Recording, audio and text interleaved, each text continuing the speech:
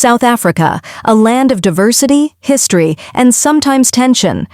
Today on Inside Africa, we dive into a topic that has sparked heated debates for decades: Afrikaner self-determination. Could this lead to the rise of another Israel-like state, right here in Africa? Afrikaners are descendants of mainly Dutch settlers who arrived in the 1600s. Over centuries, they built their own language, Afrikaans, and a distinct culture. During the 20th century, Afrikaners held political power and implemented apartheid, a system of racial segregation that severely restricted the rights of the black majority. Black South Africans were forced into separate homelands, denied political representation, and often violently repressed when they resisted. This system lasted until 1994, when Nelson Mandela was elected president and South Africa transitioned to a multiracial democracy. The new constitution promised equal rights for all citizens, including protections for minority languages and cultures. Today, some Afrikaners feel they have lost political and economic influence and seek self-determination. The best-known example is Orania, a privately owned majority Afrikaner town in the Northern Cape. Orania runs its own local government, uses its own currency called the Ora, and aims to preserve Afrikaner culture and language, similar to how Israel was established as a homeland for the Jewish people. Supporters argue that self-determination is a legitimate right under international law, pointing to Article 1 of the UN Charter. They believe autonomy is key to protecting their community from issues like land expropriation without compensation. There's a video clip of an Orania spokesperson, Joost Strijdom, talking about self-determination and thanking the United States for their support. Let's take a listen. However, our plea can be summarized in 3 words. Help us here. Not necessarily with US tax dollars, but with the recognition of our legitimate pursuit.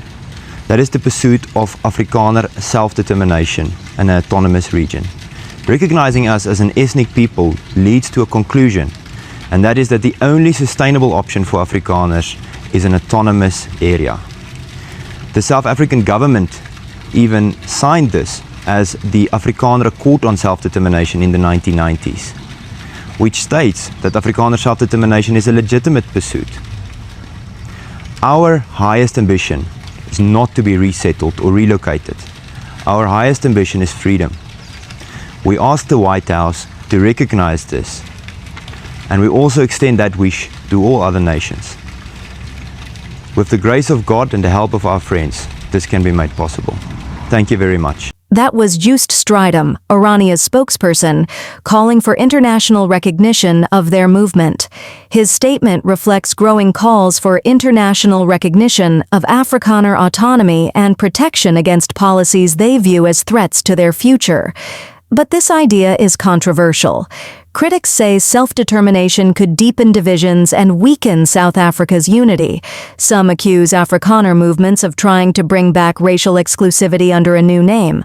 Many South Africans argue that creating ethnic enclaves could reverse the progress of the democratic era and deepen racial divisions.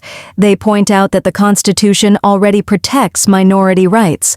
The bigger challenges are widespread poverty, unemployment, and inequality affecting millions of Black South Africans, legacies of apartheid that have yet to be fully addressed. Human rights groups warn that focusing only on one group's autonomy risks ignoring the socio-economic problems faced by the majority.